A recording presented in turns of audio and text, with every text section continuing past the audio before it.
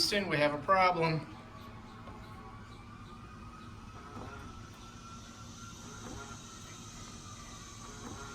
Looks like my first door latch failure on this car.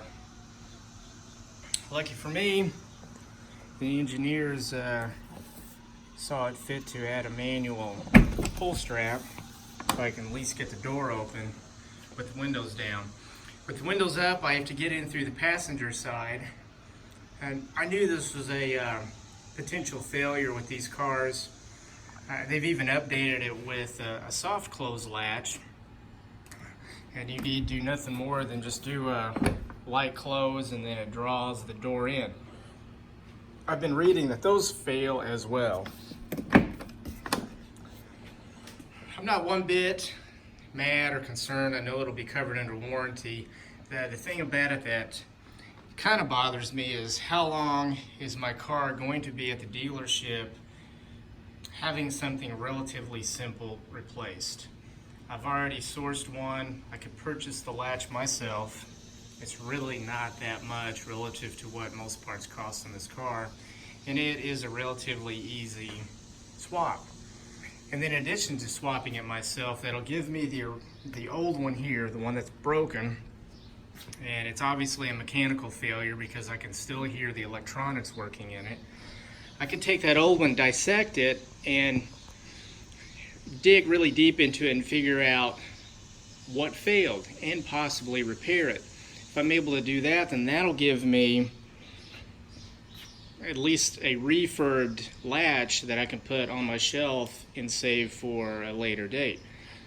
Inevitably, these things do fail. There's just no way around it.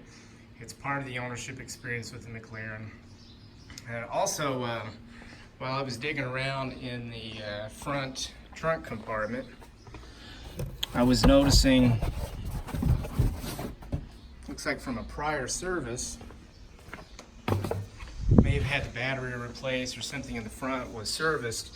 I've noticed that none of these screws fit. They're all extremely loose. Yeah, here's an example of one.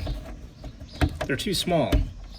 I replaced all 7 of the screws in the front trunk area. That's what they should look like. But I do find it a little frustrating to think that a McLaren tech finds it acceptable to replace what is supposed to be this screw with one of these. They put a rubber washer on there, and as you can see, it's smaller. That is not the same size screw. And this is the screw that I picked up from Napa. It's almost identical. The head looks the same, but the threads are a little different. And since this is threading into a plastic mount, it really doesn't matter. So I'm 3 weeks in on my ownership, a little more than 3 weeks.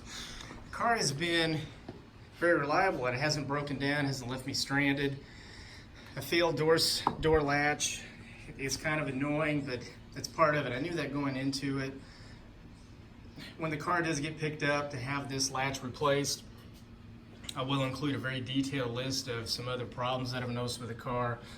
The turn signal lever not working right, the passenger seat memory buttons for the positions not working right, and the fuel door that won't lock.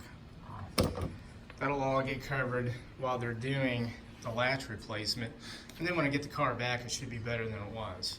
Overall, I'm still really happy and excited about the car. I really do appreciate those who have been following me. I have had several comments regarding the Viper, you know, like, why did you get rid of it? That was my favorite car. I absolutely love the Viper. I loved it too. I like this car just a little bit more. It could be just because it's new to me. You know, who knows, 6 months from now I could be tired of it, depending on the number of problems that pop up and how many times it has to go back to a dealer for repair and how long it's at a dealer for repair. You know, stay tuned into my channel, subscribe if you want regular updates on my ownership experience with the 12C. Thank you very much.